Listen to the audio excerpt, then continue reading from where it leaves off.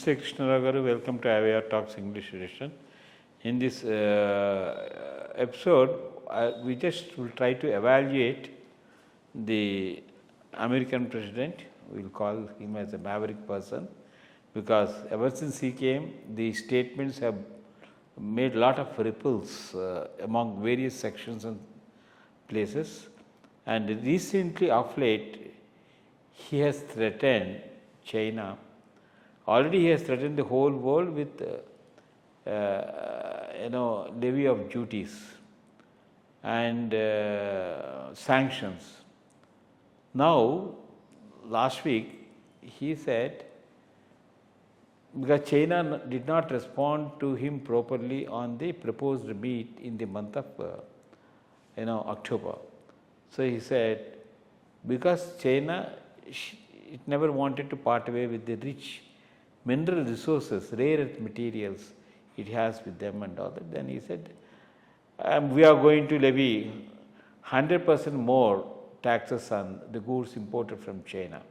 So which is going to be very a ridiculous step as far as the American economy is concerned. In fact, that his utterance has showed the ripples in the stock market. On Friday, both Dow Jones and Nasdaq has shed by 800 points, and people who are not happy with his statements. Not only that, he was threatening everything. Even he said, persons doing business with Iran and all that will also be levied taxes. This is on one side. On the other side, he said, one thing is that he is totally disappointed for not getting a Nobel Peace Prize. Everybody knows that, and in fact, she is gracious enough to say that Venezuelan opposition leader that Trump is the more appropriate person to pacify him, but that also did not satisfy him. But now, yesterday, he has visited Egypt, the Gaza Strip, to see that he is going to stop the war forever, which is in fact a very good step in trying to establish peace in the region, so that the overall development takes place and all that.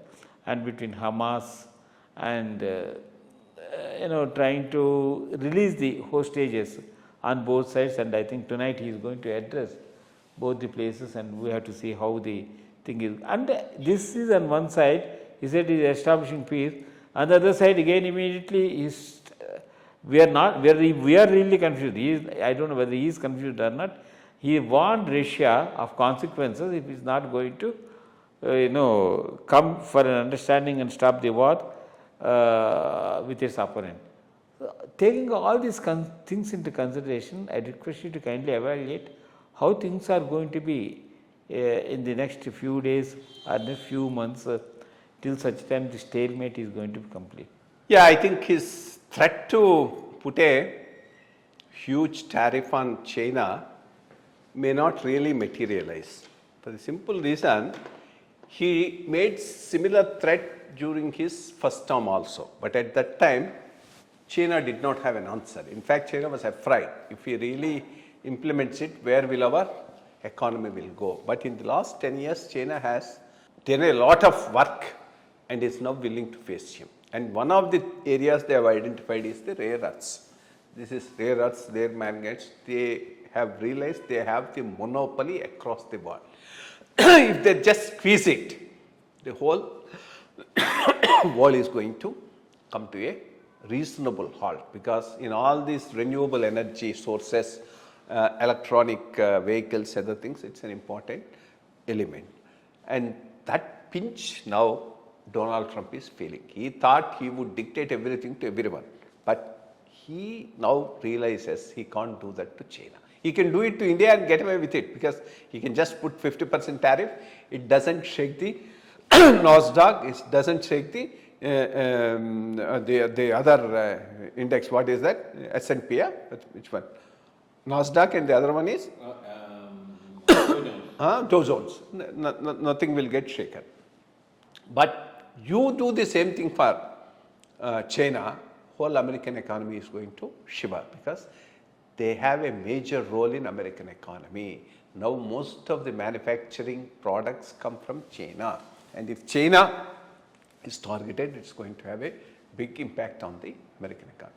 I wish this goes through, because if it goes through, it's to the advantage of India, because the higher the tariffs on China, our products will gain a ground in America. That will be a good thing, but that may really not happen, because he is also afraid of China. This will finally end up in some sort of a truce where he gives something, they give something. But at least now he is realizing there's a country whom he cannot browbeat, because they are a strong economy and America is also dependent on them. This is what is going to happen as far as his threat to China is concerned. And the peace process in... Peace process, that of course goes to his credit. Even up to this point, it's a big achievement. From here we have to see how the Hamas behaves, most importantly how the Hamas behaves. If Hamas, one thing is very certain, from now onwards, Israel will not allow Hamas to regroup and become a force. Because the day they become a force, they are going to attack Israel. So they will be keeping a watch. If Hamas behaves properly, there will be peace. If they don't, there will be no peace. But at least to that extent, there is a release of prisoners from that side, of hostages, from this side. That's a good gesture. Let's hope it goes forward. In fact, he has taken the support of, really surprising that the Prime Minister of Britain, Germany, many countries are going to... Because everybody wants peace. To this particular place to see that something is positive, and how he is going to rehabilitate Hamas, which place and all that is also is of...